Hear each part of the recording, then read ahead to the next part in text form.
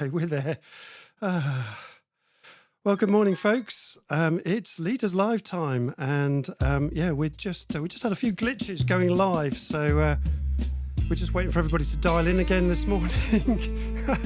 We're never quite sure we go live or not when we're live, so yeah, we've just got people joining in again now, so just bear with me. There we go. There's Owen. So brilliant, fantastic.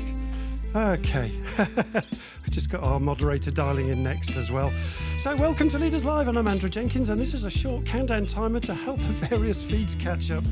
And yeah, we had major troubles going live this morning, so hopefully everything's settling down now that we're on live. And yeah, we can't wait for tonight's groovy show, folks.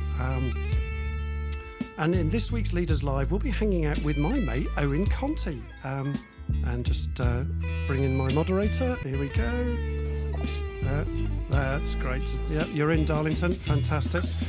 Yeah, so we're hanging out with my mate Owen Conti this morning. Give us a quick hello, Owen. Lovely. Okie dokie. Darlington, your sound's pretty horrible. I don't know why. Okay, so, and we're going to be talking about cyber essentials for dummies this morning. Someone's sound is pretty awful. Can you just mute yourself for a minute, please, Darlington, just to see what's going on? That's better. Yeah.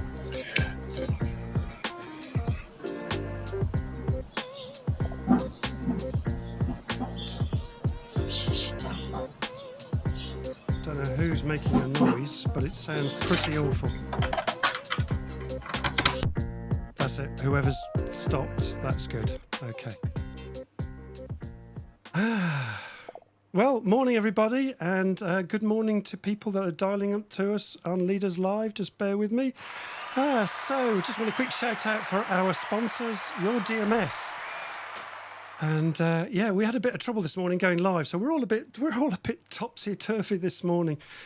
So welcome everybody, oi oi people and hi gang. It's Leaders Live showtime, folks, and it's just after 8:45 a.m. here in the UK, and we are live. Thank God for that. And spreading the love, folks, spreading the love. Yabba dabba doo. And good morning to David Wilkes, my mate David, and good morning to Jonas. We just saw you in the backstage room. Good morning, Cecile. Good morning, Katrina Starkey. Fantastic to see you for the first time. And good morning, Claire Milverton. Great to see you as well. So yeah, and if you're new to Leaders Live and you don't know me, as mentioned in the countdown, I'm Andrew Jenkins, and Leaders Live is an interactive and dynamic weekly talk show that generates business through networking and community and extraordinary conversations that inspire. And I don't know who's got terrible sound, Darlington. That must be you, mate. So just put yourself on mute for a moment. Yeah, good morning, Jack. Good morning, Tilly. Good morning, Steve Whittle. Fantastic to see you all. So, yeah, we're streaming out this morning on multiple channels simultaneously today, including your DMS's company page, who are our lovely sponsors. And yeah, and we're also on my all-new leaderslive.tv website as well, so you can catch me there as well. Wow, don't you just love tech? And if you can't catch us on live or on the replay, fear not, my friends, we've got you covered, because this will go out on podcast too, so there you go. And last week's show, we had my mate, the incredible, knowledgeable Alec Johnson, talking about levelling up our online video conferencing Zoom game, if you remember. And for those of you, those observant among you today might notice that actually I've got a new microphone here, big ass microphone. Oops, wrong one. So yeah, there's my new microphone, as you can see it in the background there. And big ass being a technical term, by the way, obviously. So there it is, there in all its glory. And that was a direct result of last week's show from Alex's advice to level up our game.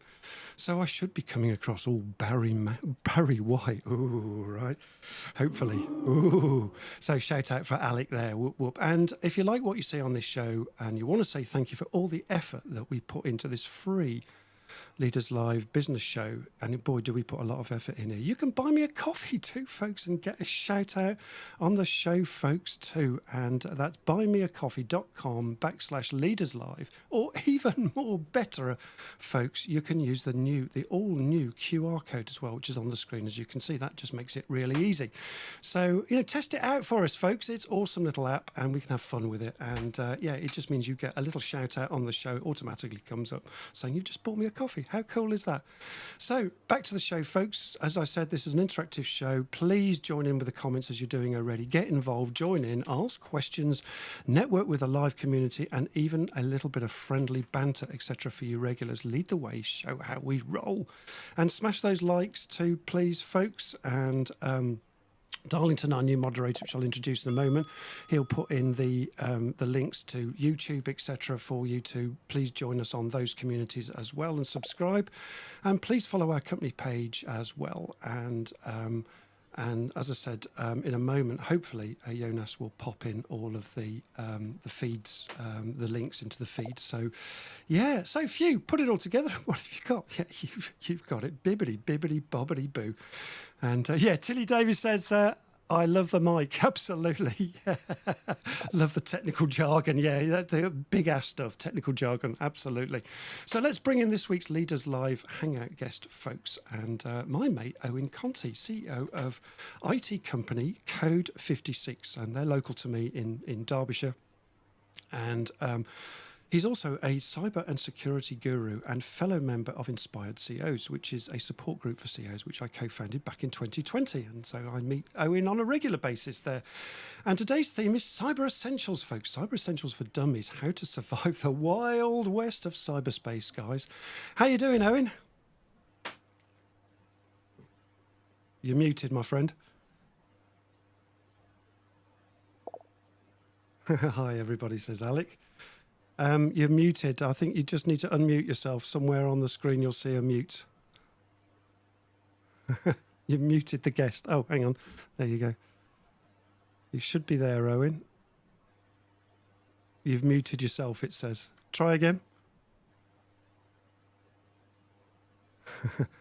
We might need to dial you in and dial out again, Owen. You're not coming through at the moment for some reason.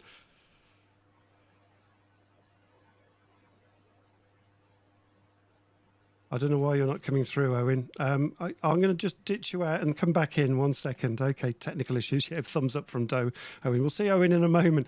So, yeah, we've got a technical problem with Owen, so we'll come back to him in a minute. So, good morning, Alec Johnson, my mate Alec Johnson, who was on the show last week. So fantastic to see you as well. And here's our Owen joining back in.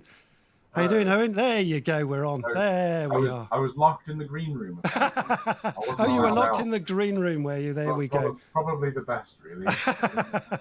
Good morning, everybody. Good morning, this live show. Yeah, exactly. We were just chatting about live, weren't we, Andrew? We certainly were, yeah. Yes. So where are you taking us, Owen? Tell us a little bit about where you're taking us. Paint the picture for us.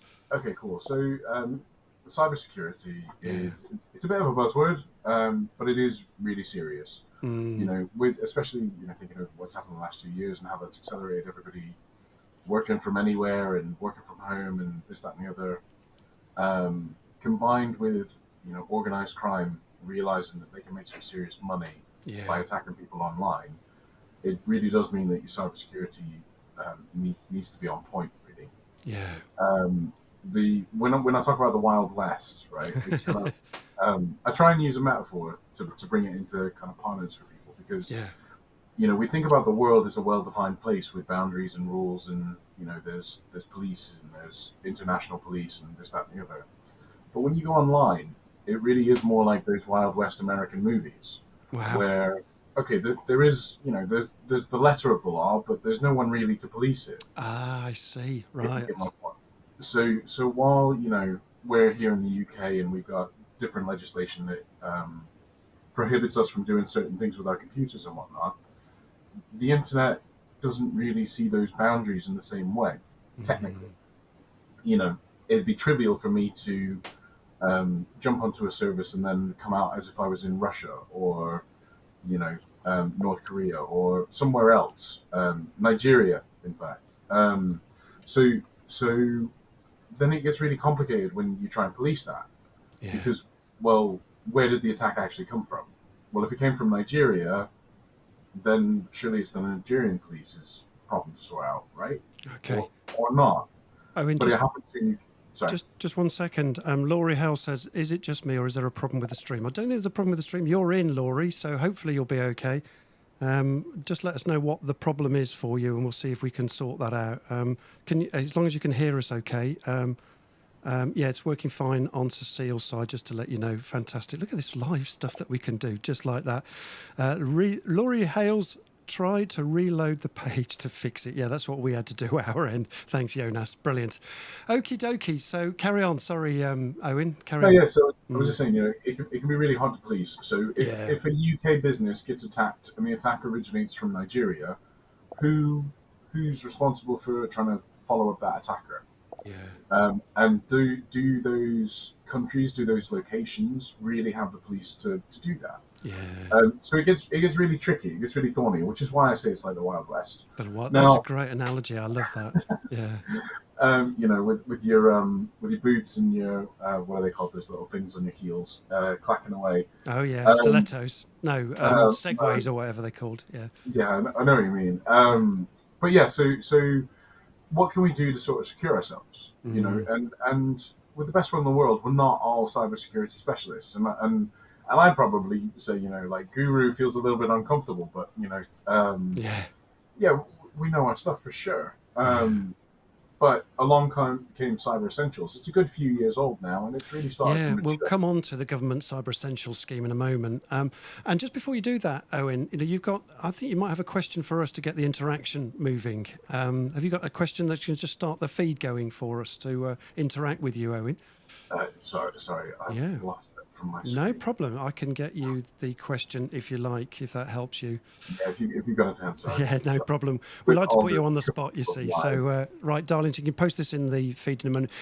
If you're anything like me, you probably get loads and loads of spam emails, and I have no idea how people get my email address to use as spam. I don't know whether that's the same as you. So, that's the question, really. How secure do you think your email is? Okay. How secure do you think your email is? That's the wrong question, Darlington. So yeah, there it is. So how secure do you think your email is? That's the question. Now, there's a bit of a delay in the feed. So we'll just come back to that in a moment. And just as we are, I'm just going to give you a break in a moment as well for a moment. Owen, we'll come back to you just in a tick. So during the countdown timer, I briefly introduced Darlington, our brand new moderator. And Darlington replaces Berdin, who, if you were on the show last week, is taking a bit of time out, going on holiday, and then before taking her career to the next step on her personal journey to enrich her own career, she's taking a new job elsewhere. So, so we've got Darlington here. Hi, Darlington. How you doing? Chance for you to say hello to Uh, us all. Hello, everybody. Can you hear me? Yes, we can. We can hear you loud and clear. Perfect, perfect. Oh, well, it's my first day. Super excited to be part of the community. You Lovely. know, if you see any mistakes, please bear with me. No It's my problem. first day. Super nervous, but at the same time, I'm super excited to be with everyone here today. Yeah, thanks, Darlington. That's great. And Darlington is transitioning his career into marketing CX, which is a company which does my marketing, actually. And I'm sure that you'll make him feel welcome as he manages all the interactions and keeps us on the straight and narrow, folks. And good morning to Richard F. Hi, everyone says Richard. And there we go. So, right, we'll come back to where's our super guest here. So, back to you, Owen. And just before you begin, let's just give you a quick round of applause. There we go. You'll be clearing that for ages. Feel the love. I hope you like the groovy build up. Feel the love, Owen. So, let's just bring you back into play again. So, Owen, you asked a question of the audience, and or I asked it for you. Let's kick off with that. Right. Darlington, what's going on in the feed? Let's just pick up what's going on in the feed for a moment. All right, Okay. so we have Jonas. He says the basic solution to all computer-related problems is either reload or restart. If that does not fix it, go to step one and repeat. That was the old world, right? Where we just had to reboot Yeah, our computer. I think cybersecurity might be way advanced from that one, and probably if you reboot it, it's yeah. going to make it even worse, right, Owen? Well, I mean, like, Oh, so let's think about all the computers you've got. You've Yeah, probably got a computer on your wrist if you're yeah, wearing an Apple Watch or a smartwatch. yeah, You've got a computer in your pocket with your yeah, smartphone. yeah, We've got computers in front of us, obviously, because yeah. we're on stream. But did you know this? There's a mouth guard now that they're developing with a little computer in it that'll track your vitals for when you're my doing gosh. sport. Yeah. Like that is mad. That's Computers are scary. everywhere now. Isn't that scary? My gosh. And yeah. Yeah. Okay. So back to the comments again. Thanks, Owen. Right, back to the comments again. What else is going on? We also have Cecil. Cecile, yeah. She says, I believe spams are coming from cookies and all adverts generated via websites that we can use. Yeah. That What say we you, Owen? use. Okay, so cookies are like a little file that live on your computer or your phone or whatever. There's just like a little text file. And the website uses those to sort of track different things. So some websites will just track that you're logged in. Others will track that you've looked at particular products and then re-advertise those to you. The cookies themselves aren't really what generate the spam. Spam is kind of just emails that are blindly sent to you, really. It's kind of a catch-all term. It could be, if I sent an email out to you now, Cecile, and said, hey, look, buy our services, you'd be right in classing that as spam, in my opinion, because we've not had a conversation. I don't know you, you don't know me. There's that kind of thing. Just selling too quickly, right? Yeah, but then equally, the Nigerian. Do we all know the Nigerian prince scam? I'm a prince in Nigeria. You get an email that says, "I'm a prince from Nigeria. I need you to send me $500 so I can send you $1 million back." Yeah. That sort of thing. Well, that's also spam. Okay. And something we're going to talk about a little bit later: phishing attacks. Those are spam as well. They're just unwanted emails, really. Okay. And they can kind of come from having your email address be publicly available because you need it to be. You need it to be publicly available to do business, don't you? Yeah. If nobody can contact you, you can't do what you do, can you? No, indeed, absolutely, yeah. And Darlington says, "Welcome." Cecile says, "Welcome to the team, Darlington." There you go. A bit of love in the room for Darlington this morning. And carry on, Darlington. What else comments have we got in the feed? Heather Jones says, think email is secure, but the human element of responding to opening unexpected emails or clicking on links in the spam are the issue. We have filters to limit spam coming in, but it still gets through. Yeah. Yeah, nodding away there, Owen. Yeah. Yeah, 100%. To a level, email is somewhat secure. I mean, let's not forget we're using a protocol that was designed back in the 60s and 70s when the internet was first a thing, and there have been some improvements, but it's still very basic in how it works as a tool, if you like. And the comment there about the human element being the weak link is 100% correct. Yeah. And like you say, there's filters and most services that you'll use will filter out like obvious things. But let's not forget, these attackers, they can be very clever people. They almost treat it like a job. If they're making money from it, they're going to spend some time to work out how to get around it. Yeah, that's their job, right? Okay, frightening, isn't it? And Tilly just says this. I've just seen this one. Over to you, Darlington. So Tilly Davis says, my emails, 7 of them got hacked over the weekend. So I guess not very secure. Yeah. Okay, so Owen might be a man to fix that if that's a problem. Sorry to hear that, Tilly. Sorry to hear that. Yeah, terrible to hear that. Yeah. Yeah, and then we also have Jonas. He says, those two never send the money.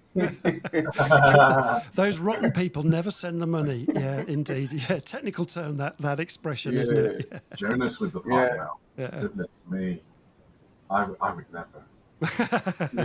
And Cecile says this, doesn't she, Darlington? I think is that a comment? And then we also have Katrina Stacky. Please forgive me if I'm mispronouncing the names. Okay. I think my inbox is pretty secure thanks to Owen's advice, but my email address is fair game to lots of spammers. Rule number 1 is do not open. Rule number 2, do not click a link. Yeah, I haven't got that in my feed, so hopefully my feed's still coming through. So, it sounds like that's... Oh, yeah, Dr. Ian Price, good morning. Ian says, I'm sorry I'm late. 100 lines, Owen. Good morning, Ian. Good morning. We'll let you off for the lines today. But double tomorrow if you let me down. Is there something from Laurie as well, Darlington? Yes, and we also have Laurie. She says, Ed Jonas, right? that prince in Nairobi keeps promising me money. Yeah. There may well be a prince somewhere. Like, why aren't these people replying? Come on. Like, I'm going to give them $1 million. Yeah.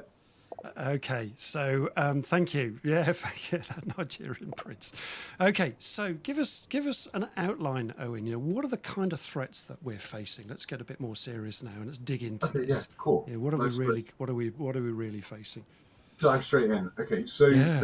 there's two things really. If you were to try and ask me what keeps me awake, it'd be two things. One is ransomware, and this is an attack where your computer is taken over and everything is encrypted. You're locked out of it. There's no way for you to get back in, and encryption, just in case people aren't up to as techie as I. Encryption is where you basically change the data so that it's unreadable unless you have a special key. And what these attackers then do is they sit there and they say, "We'll give you the key if you give me £500, if you give me £5,000." Relatively small amounts in the grand scheme of things. Don't get me wrong, £5,000, but it's not 100,000. It's not an imperceivable amount of money. And unfortunately, people do pay the ransoms. Now, the thing to remember here is you're dealing with criminals. You're dealing with organized crime. They're not necessarily going to do what they say they're going to do. So I would say if you ever find yourself in a ransomware attack, step one is do not pay the ransom. The only way you're going to recover from that is restoring from your backups, which I'm sure we'll talk a bit more about as we go on. Backups. Interesting. Backups question. are absolutely critical. Like, could not be more critical. The second type of attack that's really prolific at the minute is something called phishing. It's spelled PHISHING. Yeah. The reason for that is a little throwback to old school phone hacking. If we have time later, we can chat about that. But what phishing is where you get an email or you get a link in WhatsApp or a text message or something like that sends you to a web page that pretends to be a logon page for a service you might use. So you might get an email from somebody and it says, have a look at this attachment. You click a link and then you get a Microsoft 365 login page. So you think, I must have signed out at some point or it timed out, so I'll put my details in, and then you click OK, but it goes nowhere. Yeah. The reason for that is because it's not a legitimate page. It's just made to look like it. What's happened in the background is the information you've put in, your username and your password, have gone back to the attacker. Okay. And they're getting really sophisticated now to the point where there are some multi-factor authentication where you have to put an extra code or you have to tap something on your phone. There are ways to bypass that now. So it's tricky, and they're getting really good at it. They're getting good at faking the websites that they're trying to mimic.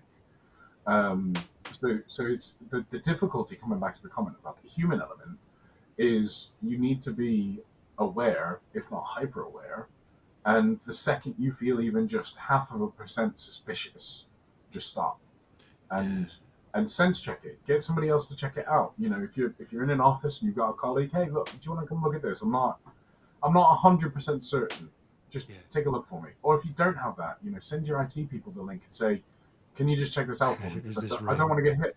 Yeah. And I would much rather every single one of the users that we support send us an email today saying, is this link dodgy, than even just one of them plowing through and getting attacked, basically.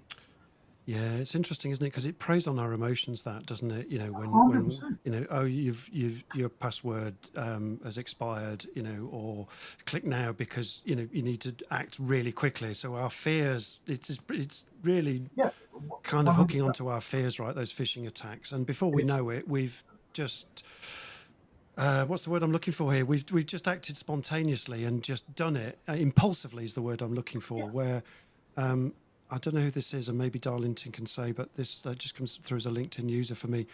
Cliche is as it may sound, I live by the saying, think before you click. That is the real solution here. Yeah, absolutely. And on to your point, Andrew, these criminals are playing psychological warfare with you. Yeah. They are trying to get you on, let's say it's Friday night, you've had a heck of a week. And it's been stressful. It's been, you've had the worst week ever.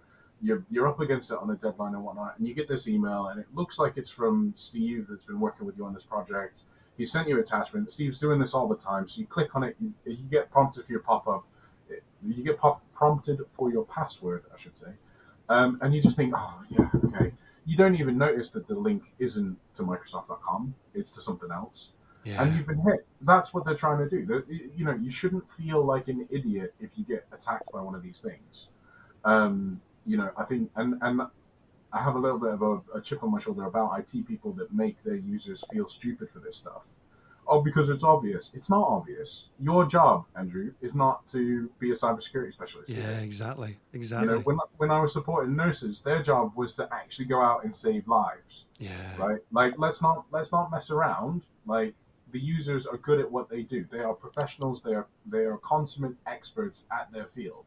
It's our job as IT people to support them and put these things in place so that we can help them if they're just a little bit unsure. And I'm genuinely, even if you're 99.5% sure, double check it. Double check it. Okay, so we've got plenty of comments coming in the feed, and we'll come back to those in a moment. But just to support where we are at the moment, we're talking about phishing right now, and we did this little survey, me and Owen, during the week, and this flew actually. We're really pleased with this. So this was a LinkedIn poll. Being honest here, have you or your business fallen for a phishing attack? And the answers were, or the options were, yes, dang those blighters. Shh, we never mentioned that. Nope, never, honestly. And what the heck is phishing? And those stats look really interesting, don't they? 72% said nope, honestly. And then sort of other people were saying, yeah, dang those blighters. And we never mentioned it. So over 20%, 22%. Have experienced this issue, right? What say you to those stats, Owen? I think there may be some tongue in cheek in that 72% who said no, honest. It could be taken as no, honestly, or it could be taken as like no, honestly. Okay, I'm with you. Yeah. But nudge, wink, wink. I really do think anybody with an email address has seen a phishing email for sure. I almost think it's a matter of fact of living on the internet nowadays. Yeah. As much as you're going to go outside and you're going to see cars on the street, you're going to get phishing emails if you have an email address. Okay. Because, well, as Katrina said, her email address is pretty easy to guess because the company that she works for uses a standard. My email is pretty easy to guess because we go first name at code56.co.uk. Yeah. But then even if your email address isn't easy to guess, there's a program that will literally just create every single email address it can possibly conceive and try. So I think everybody's seen some. I think more people have probably fallen for them than are willing to admit, just in my experience. And from what we're seeing from a support side of things, and the tools that we're putting in place to try and protect against or at least identify that this stuff has happened. Yeah. The problem is it's successful from an attacker point of view. Absolutely. And so how do you stop that sort of stuff then? What are the kind of do's and don'ts here? Oh, well, so it's layers. It's, like onions, like ogres. Okay. Cybersecurity has layers. Layers. So there are technical controls, sure. There's email filtering, there's anti-spam filtering. Some virus protection can help sort of interact with your web browser. So if it goes to a page that's known to be suspicious, it won't load.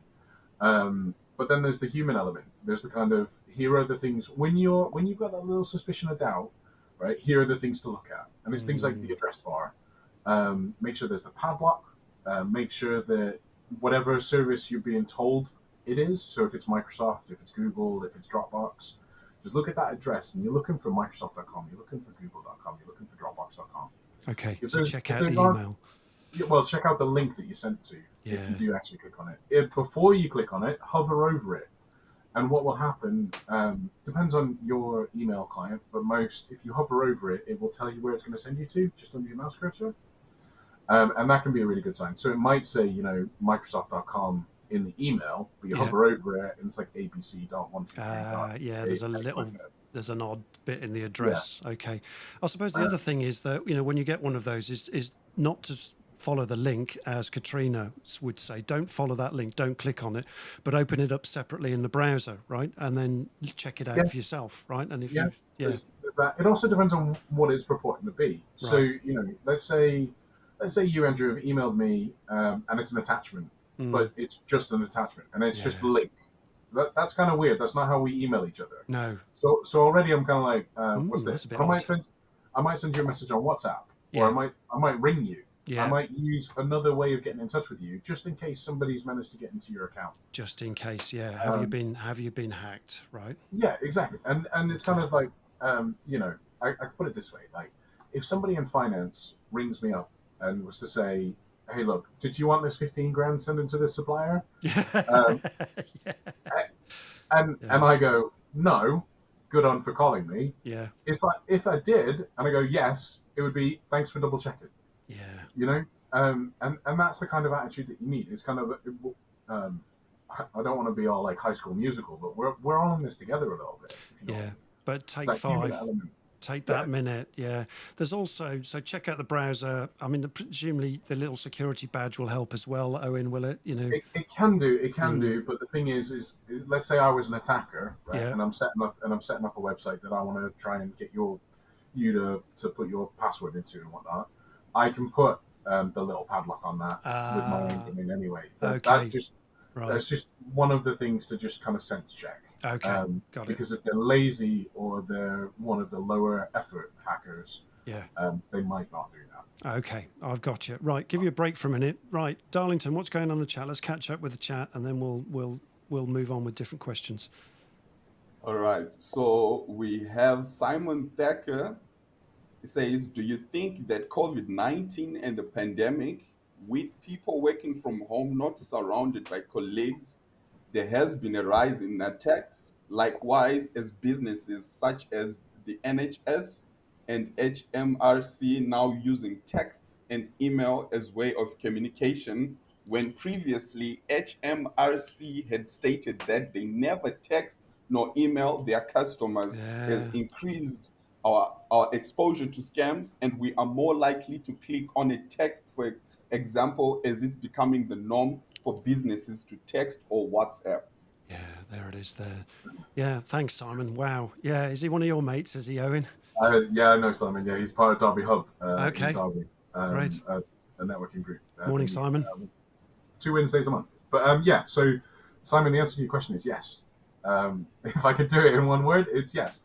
I think, and this is the thing, let's rewind the clock 15 years. How many of us really used email as much as we do now? 15 years ago, you didn't have a smartphone in your pocket. Yeah. Not to the same level. Okay, they were there, and you could make them work, but it wasn't as easy as going into the shop and buying an iPhone is now. So yes, technology evolves. The way we use it evolves. The way we use it to do business evolves, and it has to, because we live in the world of innovate or die, don't we? Yeah. If you're not innovating somehow, eventually your business will fail. That's the stark reality of things. So there's part of this, and part of the Wild West thing, is that we need to accept this, but we still need to figure out how to live securely on it, if that makes sense. Yeah. So we don't live in the Wild West. We have locks on our houses. We have locks on our windows. We might even have alarms on our homes. Yeah. So what's the parallel? If that makes sense? What's the parallel? Exactly. And how is it evolving alongside these attacks? And yeah, it's difficult because the criminals can move sometimes faster than the organized. I mean, like HMRC is not known for moving quickly, is it? But a small organized crime group will move incredibly quickly if they think there's profit to be made. The HMRC thing's a really interesting one because that's scary, right? When the HMRC write to you, you're in deep doo-doos. That's the tax people for those of you in different countries. And that's scary. When the tax people write to you, you think, oh, we've got to pay attention, so it must be right? But actually, it might not be. Again, and we come back to that psychological element, don't we? Yeah. And it is intense, even when you just get a notification from them that says, yep, everything's golden. You see the brown envelope from HMRC. You're opening that one first, aren't you? Don't you just? Yeah, exactly. Yeah. Okay. So be really careful with the email addresses is probably what I'm hearing there, and you phone them up if necessary, right? Yeah, exactly. When you get a link, out of the blue, when you get a link, be suspicious. Yeah. There will be another way to get in touch with that service provider. So even the HMRC, if they sent me a text now that said I owe them £10,000 in due taxes, right? There's a support number I can ring up and I can go through and I can speak to somebody, and I can initiate that conversation. So it goes through. I know I've rung the number. I've authenticated to the HMRC. Yeah. And whoever I speak to on the other side of that's going to be able to confirm whether or not this is legitimate. Yeah, it's back to that Katrina message, isn't it? I think my inbox is pretty secure thanks to Owen's advice, but my email address is fair game to lots of spammers. Rule number 1, do not open. Rule number 2, do not click a link, right? Be suspicious is the key here. Yep, absolutely. Yeah, okay. So just give you a quick pause for a moment. Darlington, what else is going on in the chat? What can we pick up here? Yes, so we have Cecile once again. She says, what is the best software to use to protect our cyber account? Is it the same as an antivirus? Oh, okay. Go for it. Okay. So I really wish this was as easy as just telling you one product, Cecile. Unfortunately, it's not. It does depend. In terms of your cyber stuff, so like online, there are some tools that can monitor log files and things like that behind the scenes. We kind of have an early warning detection system for Office 365 that we use with our customers. That's interesting. And that will notify us if there's a logon from a country that we've not put on the authorized list. Okay. So, for example, if I was to log on suddenly from anywhere outside the UK, my team would get an email alert into our ticket system at the highest priority that says you need to investigate this now. Yeah. Is it pucker? No, right? Is it proper? It could well be that I've gone on holiday and I've forgotten to tell my IT team. Or it could be that somebody somehow managed to get into my account and they're just trying it. Yeah. Maybe I fell for a phishing attack a year ago. Absolutely. And they're just like, "Oh, I've got this password. I'm just gonna try it. Try it out. See what happens." It's the equivalent. Yeah, it's the equivalent of somebody stealing your debit card and trying a £5 transaction before they go and buy a new TV. Yeah, I'm with you. You're going to test it out with a £1 transaction or something, right? Small transaction. Exactly. Okay. So they log into it and immediately we get alerted. And that's not something that's built into the tools. So you need to look for something that kind of bolts onto it. Yeah. And I'd really be talking to your IT provider about how they might be able to help with that. Secondly, on your device, on your computer, you absolutely want some sort of modern antivirus. All right. Just to catch anything that comes through, basically. Yeah. And Macs are not immune to this. I was going to say, look, I've got a Mac, so I don't need that, right? Yeah. No, I know you do. You've got a very nice shiny Mac. But no, there was a train of thought a while ago, years ago now. Probably years ago. Yeah. The Macs were immune, and in the broad sense, they're not. Now, what Apple did earlier than Microsoft was they implemented a lot of security controls from default. So, for example, if you tried to install something on a Mac 5-10 years ago, it would prompt you for your password. So you would know that something was trying to do something with higher level access. Windows has got there now. Right. It wasn't there back in the XP days. Okay. But it certainly is now. And what that's doing is highlighting to you that something's trying to access your system level. Right. Okay. So if you've not initiated it, it's probably suspicious. And like we were saying about phishing stuff, if you're suspicious, double check it. Double check it. Yeah. And that sort of thing. With that said, Andrew, you have a Mac. You run your business on a Mac. I do. There's friends of mine in Derby that I know run their businesses all on Mac. Okay. You guys are pretty lucrative targets, really, just as we are on Windows machines. So put your attacker hat on and think, oh wait, hold on. Here's somebody who's already paid a premium for a device, probably has an iPhone, and probably has all the other Apple stuff, which does come at a premium in terms of price. It is nice quality stuff. Don't get me wrong. I'm not trying to have that debate now. But as an attacker, I might think, okay, Andrew might have some cash to splash. Let's try and attack it. Right. Okay. You might not after buying a brand new shiny Mac, for argument's sake, but do you get my point? Yeah, I do. When you think no like one's an attacker, safe. it's kind of like, okay. And at the end of the day, it's just a computer. It cannot be perfect. There will be some vulnerability somewhere, which is why we're always bombarded with updates and patches, and which is why you should always apply them. But Got you. Thank you. Right. Okay. Yeah, got that. So there you go, folks. And going back to moderator again, Darlington, what else is going on in the chat? Thanks, Owen. All right. So earlier on, Maria McIntyre asked the question. She says, "How safe is online cloud-based working, such as SharePoint?" Oh, good question. I'm just trying to find that in my feed. I can't find that. Okay, cool. Well, carry on. So yeah, SharePoint. I presume you're talking about SharePoint Online, which is part of the Microsoft 365 platform, which could be called the cloud. First thing I want to address: cloud. What does it mean? All cloud is just a way of saying somebody else's computer somewhere else. Yeah. So Microsoft 365 is a suite of data centers run by Microsoft where they run their services from. Google have the same sort of thing, Dropbox have the same sort of thing, all of these cloud providers. The reason for the word cloud is because we techies, when we're drawing out network diagrams and we need to simplify something complex that we perhaps don't fully understand, we draw a little cloud and we connect to it. That's where the word comes from. Yeah. So if I was drawing my network diagram, I would show my internet connection as a cloud. Right. It's just up there somewhere. It's something I don't need to worry about. With that said, it is somebody else's computer, so there is an element of trust at the end of the day. Yeah. There's an element of what are they actually providing and what aren't they providing. So with SharePoint specifically, Microsoft provide the platform. They do not ensure the integrity of the data. Okay. Now they do have things like, they do have features like recycle bins and version histories, but those aren't guaranteed. So what I mean by that is you still need some sort of backup routine for that. You need to have it somewhere else as well, just in case. I mean, okay, you might argue with me that we're talking end of days here, but it might be that the service has gone out for some reason in the UK, or somebody's gotten into your account and deleted all your files or encrypted everything or something like that. So it's for the piece. It's absolutely worth the cost for the peace of mind, and I'm sure you pay more for your insurance. In terms of security, unfortunately, it depends on the human element.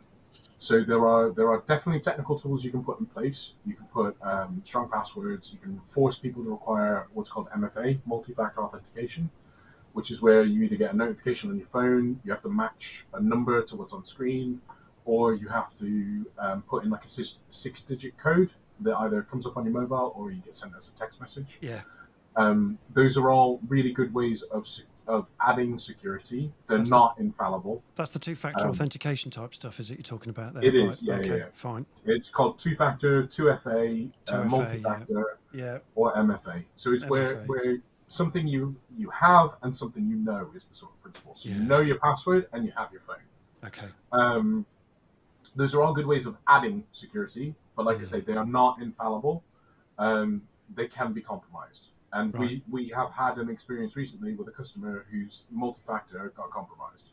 And it was only because of our early warning detection system that we were able to tell him, hey, look, somehow somebody's tricked you into this. Wow. So they've got round the multi-factor thing as well. My gosh. Yeah, that is sophisticated, isn't it? My golly.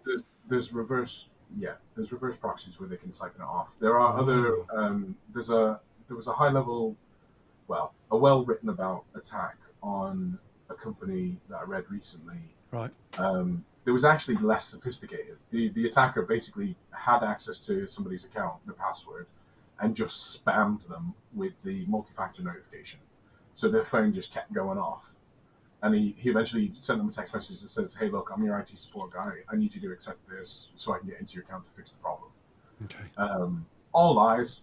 The guy just took the code and logged into himself. Really low sophistication from a technical point of view. Yeah. But a successful attack. Indeed. And again, it's that psychological warfare. So it's so easy to fall in. Have I answered the question? So easy to fall into it, isn't it? I mean, Cecile says, what's the best software to protect your antivirus account? Your cyber account. Okay, yeah. So there's a bunch of different stuff. Yeah. Let me tell you what we use. So we use a product called Commando One as our antivirus, and they're going through a name change at the moment. It's still called that for the time being. Yeah.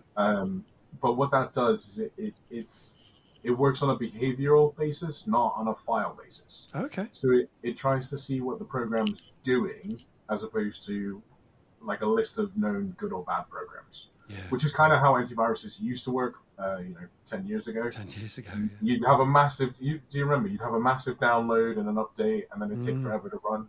Yeah. The reason for that was because it basically had like a library of these are stuff. bad things. Yeah. Have you got any of them? Yeah. Well, the problem with particularly ransomware is I make one tiny change, and then it's got a completely new fingerprint. Yeah. So I can make a tiny change, push that out, tiny change, push that out, and those two things are completely different as far as the antivirus is concerned. So it looks at behavior and it sort of it contains them. Right. Sometimes it's called auto-containment. It can be called sandboxing. Okay. Yeah, I've heard of that. Other similar words. So when you're looking at an antivirus product, those are the sort of things that you want to see. Equally, we can add what's called DNS filtering, which is where, when you go to LinkedIn, okay, you type in www.linkedin.com or whatever. Yeah. What your computer is doing in the background is translating that to its machine address, basically its IP address. It's IP address. So it'll be something like 82.67.123.123. Okay. That's handled by DNS. It's the kind of translator between machine name and human name. Yeah.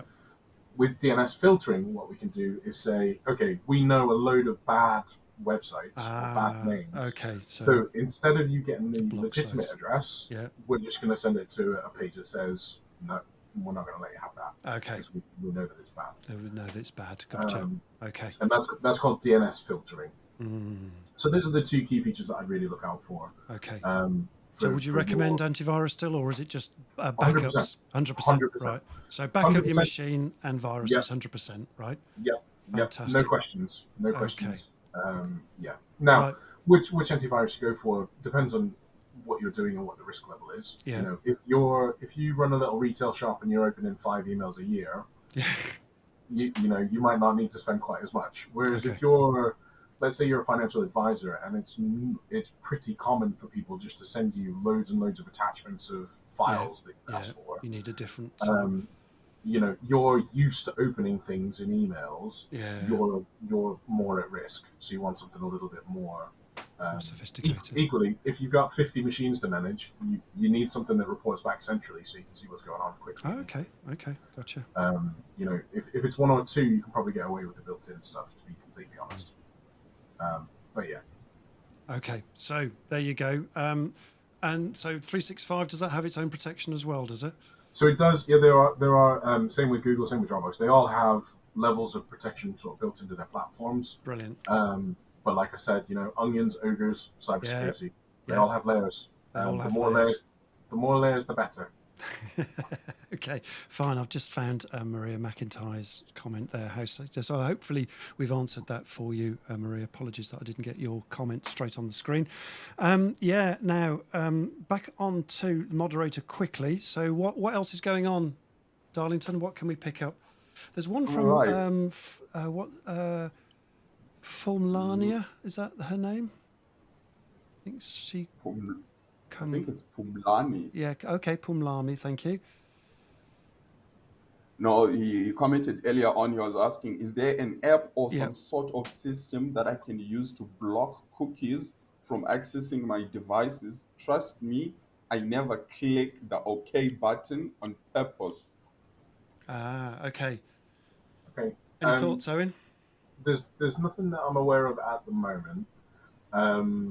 Clicking, so if you're talking about when you go onto a web page and it comes up with the OK, accept all, or cancel cookies, that comes from an EU regulation that forced websites into doing that if they were dealing with people in the EU. The reason being, really, it's about marketing, and it's about trying to cut down on sort of spam and things like that, and unwanted marketing communication, really. In terms of the cybersecurity risk, I think cookies, in my opinion, they're lower down the totem pole. Right, that's useful to know. There you go. I'm not particularly worried about the cookies on my machine. I don't know of any software that proactively blocks them. If you're clicking cancel when you go onto those websites, legally they shouldn't be storing your information in cookies. Equally, if you are worried about it, use the in private or incognito browsing modes. So, for example, in Chrome, you can go incognito. What that does, it sets up a version of Chrome that just doesn't store that information after you close the browser. So like a private window, right? Yeah, Incognito. exactly. Gotcha. So there's a thought too. Yeah. Yeah. Yeah. Interesting. You can do the same thing on your phone as well. So I use Yeah, Edge. you can. Yeah. And on Edge on my mobile as well. I'm running a Samsung. You can still go incognito. You can do it with Chrome. Yeah, you can do it with Safari as well. I think so. It's private if you mode. are worried, yeah. They'll all use similar terms, either in private, incognito, secure, whatever. Gotcha. But yeah, if you're worried about cookies to that level, then yeah. Gotcha. Okie dokie. Yeah, thank you. And Joe says this, Joe Cooper. Morning, Joe. I have to admit, I have nearly been caught. There are some really realistic scams out there. At Integrity Group, which is the company that Joe works for, they give you a monthly cyber test to do. That's interesting. Do you know anything about that? I've never heard of it. Yeah, so that's again similar. We offer a similar service where we will send out sort of fake phishing emails and offer training on the back of that as well. So if somebody does click on one, it's taking them to much more of a kind of arm around their shoulder. Hey, look, here are some of the things to look at. Keep it top of mind. If you have any questions, get in touch with us, that kind of thing. Got it. Because I feel like that works a lot better than no kind of stuff. Yeah. But so the cybersecurity training, absolutely recommend that. That's really interesting. That cybersecurity training. That's new. I've never heard of that before. Wow.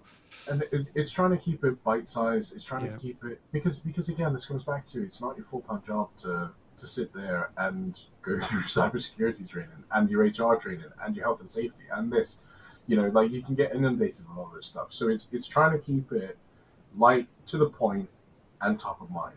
Okay. And yeah, the cybersecurity training is there. Was there something else in Joe's comment? Don't think so. Let me just have a. They just give you a monthly cyber test to do. That was what she said. So yeah. Oh, about nearly being caught. Nearly being caught. Hands up. Truth be told, I've seen some really convincing stuff. Some stuff that would have, had somebody. So somebody forwarded it to our help desk, and me and Sam sat there and we looked at it. And you know what? If I had clicked on that link, I probably would have been tricked. Wow, it was that close. Like it's that good. And like I said, they're playing psychological games. Yeah. And these are criminals who are making money off the back of you, trying to trick you into doing things. Into the urgency piece. Yeah. Yeah, exactly. So don't be ashamed if you've fallen for something. Don't be ashamed if you clicked on something. The best response to it is, you know what? Hey, look, I put my password into this. I'm not sure. Can you check it out? Yeah. As a last resort. And then change your password quickly, right? Yeah, well, exactly. That's exactly what we would do. We jump into the account, we change passwords, we check the access logs, we check for known things that people do when you get attacked by phishing. Yeah. But yeah, I mean, best practice. Take Katrina's point. Don't open it. Don't click the link. Yeah, but if you do, change passwords quick, right? Yeah, exactly. If you do opening it on its own probably isn't going to do anything.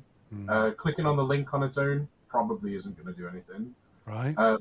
When you actually, what's actually the damaging thing, generally speaking, is when you put something in and you click OK or submit or whatever. That's when the information's gone. Okay. So now I say probably, don't get me wrong. Some of these people are very clever, cleverer than me, cleverer than I ever want to be. So they might find a way out of doing that. Yeah. At any point, if you're suspicious, talk to your IT people. Talk to your IP people. Okay, so it's take that delay, take 5 again, and just we're just going to go into the intermission slot just very briefly. But Laurie just says this, which I thought was great.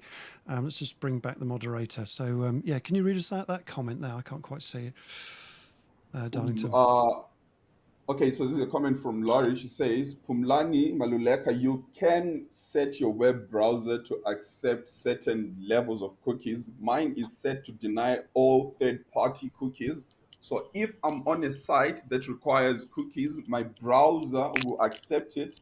If something comes in on that site from a different site, my browser will not accept it. Yeah, that's wise words again. There's some training involved there, I guess. Mhm. Yeah, Owen. And Yeah, then we yeah. and then we also have a question from Cecil once more. She says, Owen, I suppose our cyber safety on mobile phone is as sensitive as our computers. Are our phone numbers and data more accessible to hackers? Okay, cool. Very good question. I'm just trying to find that. Yeah.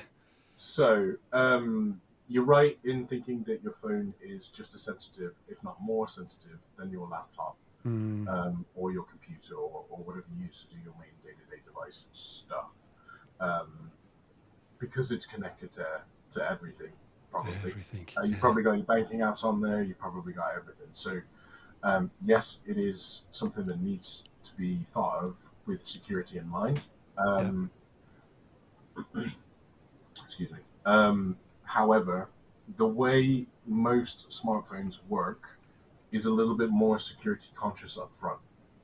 So, what I mean by that, if you want, even on Android, if you want to download a new app, you and okay, let's park people who jailbreak their phones. Let's park people who get root access for right now, Yeah. because I can feel some of them on the stream. We'll come back to you. Right. So you've just bought a brand new smartphone and you want to install an app. Let's Yeah. say you will do that through one of their marketplaces. So Okay. generally, it's either Google Play or it's the Apple Store.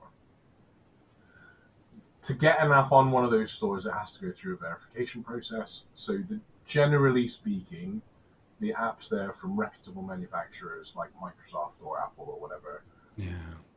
are pretty good. That's not to say that rogue apps don't get onto the marketplaces. They do, but be sensible with what you're downloading, and just kind of sense check it again. If you're downloading tons and tons of games and they're asking for weird and wonderful permissions, put those. That red alert goes back on. Star Trek reference, yeah. Red alert goes on. Shields go up. What are you doing? Shields Yeah. up. Love it. Um, Yeah.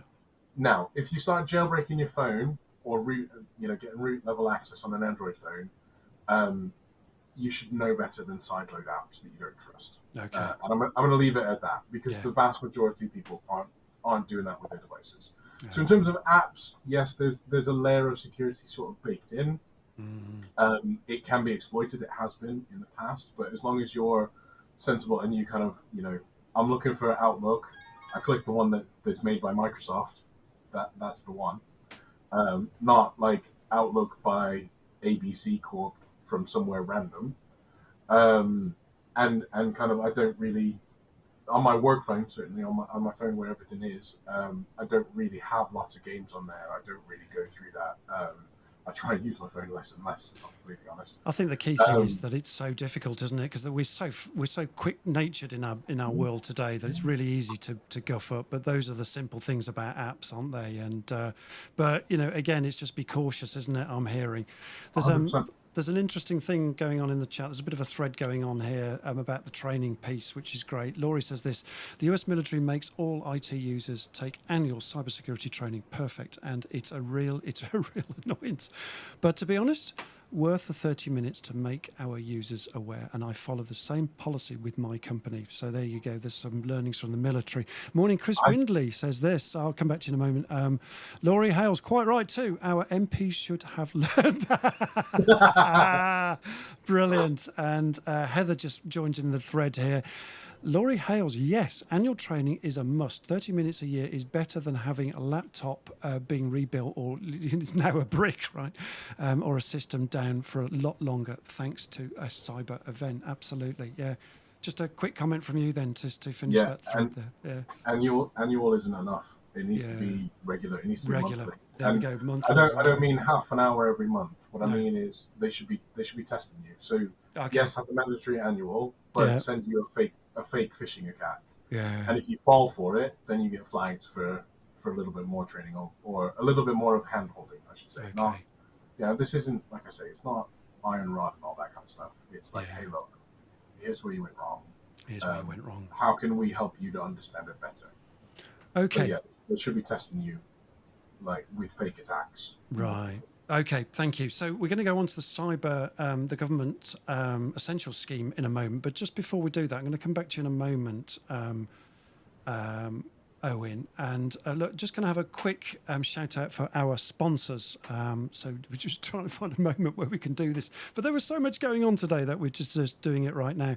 So this is where, we often do a Your DMS Get to Know You in 5 slot. But today we're going to do something different because, we're going to do a little bit different today. We're going to do our sponsor video today. And it looks like this. So let me just play this for you. Quick shout out for our sponsors.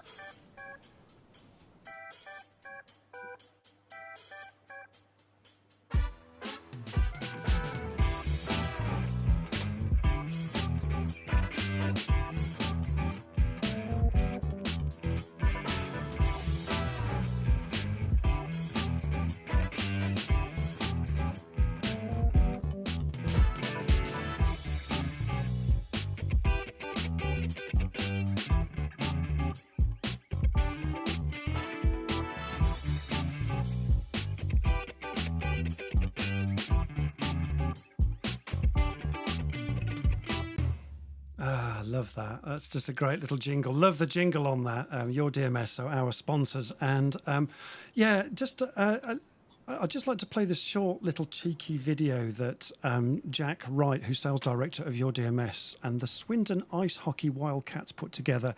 And it's just a bit of tongue-in-cheek for what you can do if you just got a little bit of guts to do something slightly different, slightly cheesy, but real great tongue-in-cheek stuff. So this is just this is Your DMS working with the Wildcats, the ice hockey team in Swindon. So just a very quick ad for them. Here it goes. The audio quality starts a little bit low, but it's quite good. It's just a bit of fun.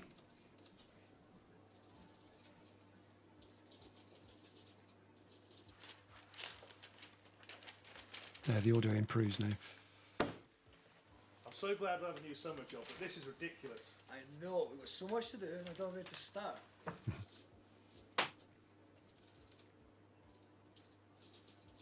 Your DMS, we need you. Here's the wonderful Jack Wright. Hi guys, I've heard you need some help. Here at Your DMS we offer lots of advice and IT solutions for businesses just like you. So let's talk. Sounds good. You see, we can simplify any of your business processes. Whether that is chasing managers for document approvals, you've got a pile of invoices to enter into your account system, or struggling with another audit. Let us resolve your constant headache. I can even solve 2 problems right now.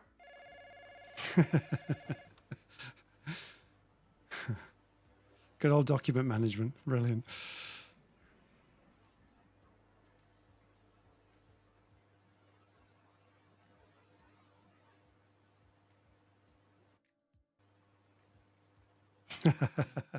Fantastic. So I just wanted to play that for you, just to honour Jack Wright. Really, look, Jack's been through a real tough time recently, and I just wanted to share a little bit of tragic news for Jack Wright, who's a regular on this show, and and I think it's very recently Jack's dad, Stuart, who was the MD of Your DMS, sadly passed away, folks.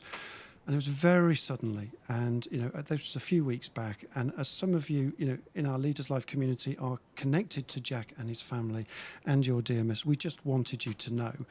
And Darlington will pop Jack's contact details in the comments field and the comments feed, so that if you wanted to, you can get in touch with Jack just to express your sympathies as well, if you want to. And a few years back, I actually had the pleasure of speaking to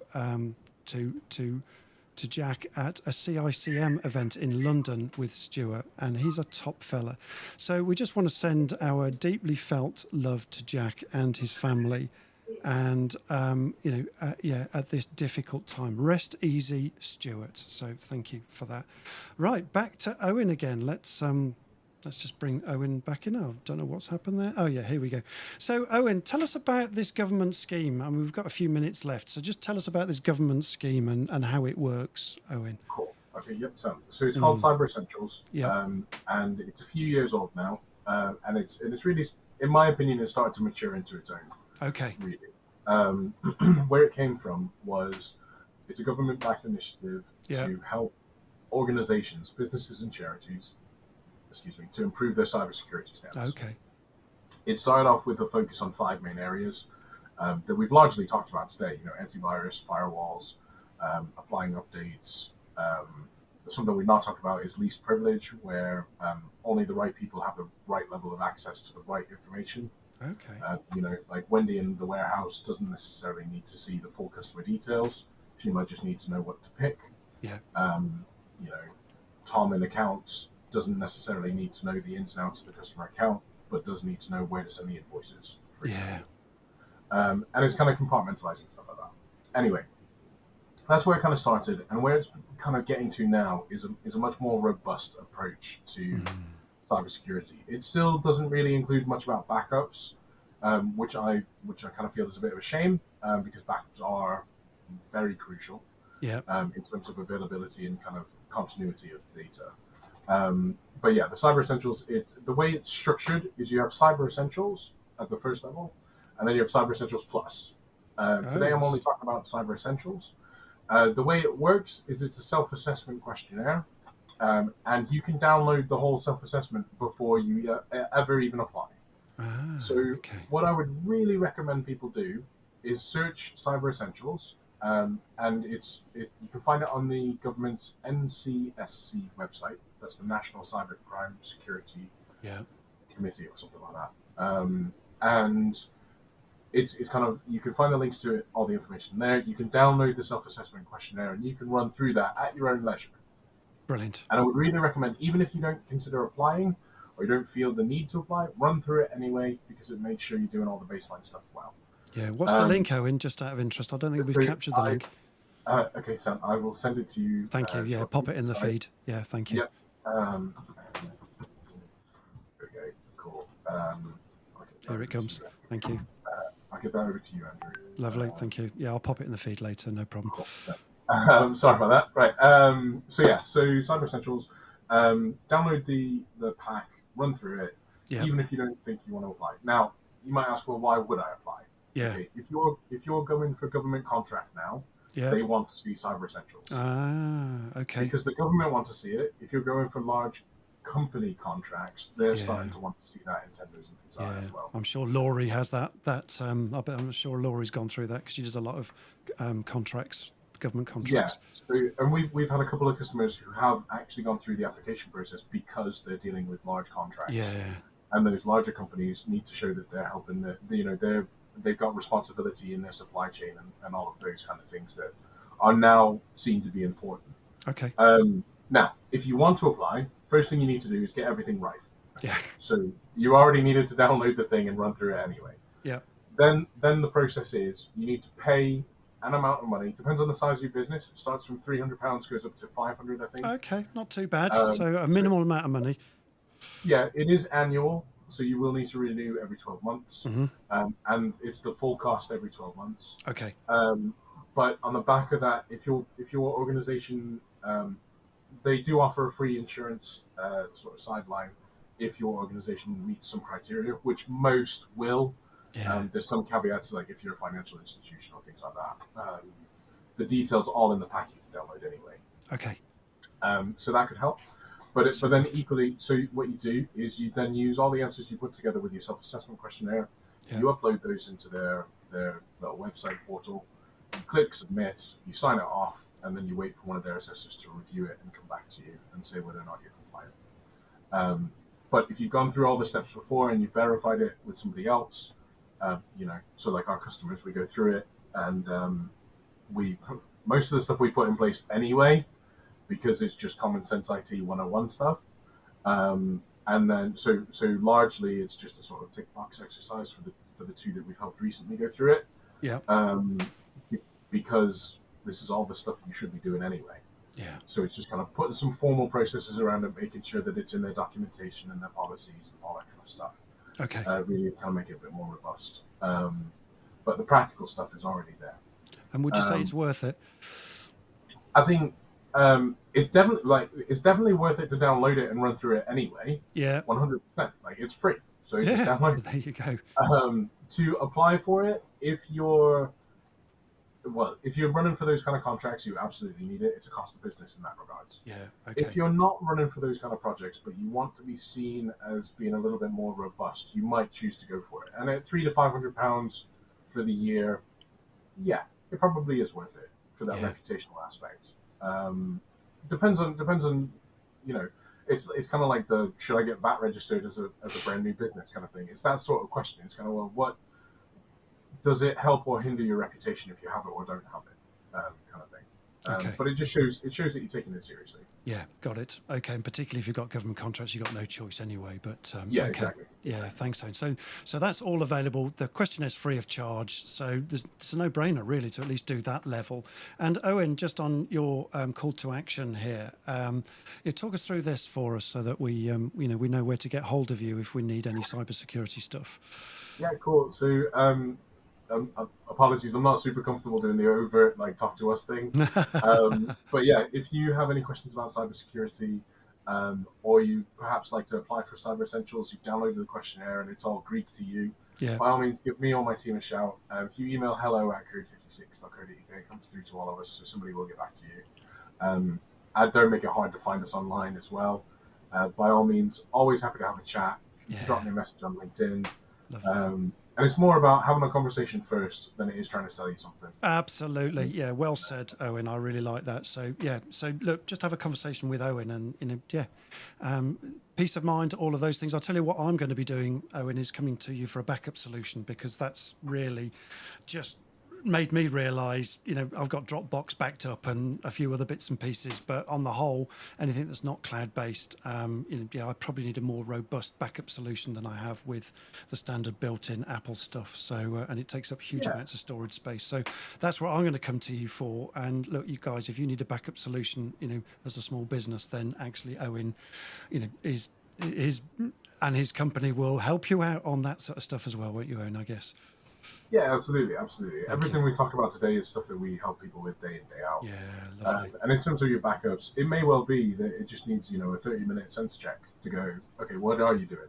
Yeah. And then I give you a kind of, okay, let's talk worst case scenario. You go to switch your computer on and it doesn't turn on. What's your plan? Yeah. Okay. And it doesn't need to be War and Peace. It could be 5 bullet points on a piece of A4. Yeah, but at least you got something, right? Yeah, exactly. You've got somewhere that you can refer to because let's face it. DR plan, disaster recovery plan. Yeah. Exactly. Okay. When something goes wrong, you just need something to refer to. Yeah, and that's when IT comes to its fore, isn't it? We don't notice good IT when it's working well. It comes to its fore when things go wrong. Darlington, if you can just put Jack Wright's contact details into the feed for me so that people can get hold of him if necessary regarding the shout out that I just gave him, that would be useful as well. So Owen, look, thanks. We're going to wrap up now. Thanks for an extraordinary conversation today. We've loved having you on the show, my friend. Let's just give you a quick round of applause if I can find the applause. Here we go. Hey, there we go.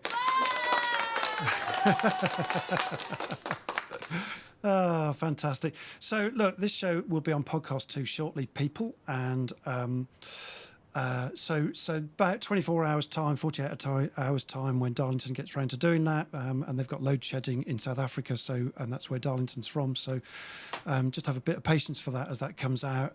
Please join us on our LinkedIn Leaders Live group. Darlington will put the stuff in the feed. So you can keep the conversation moving there as well. And follow us on our LinkedIn Leaders Live company page and on our YouTube site as well. Please, folks, that would be useful. So, yeah, please remember to subscribe. That would be handy. Thank you.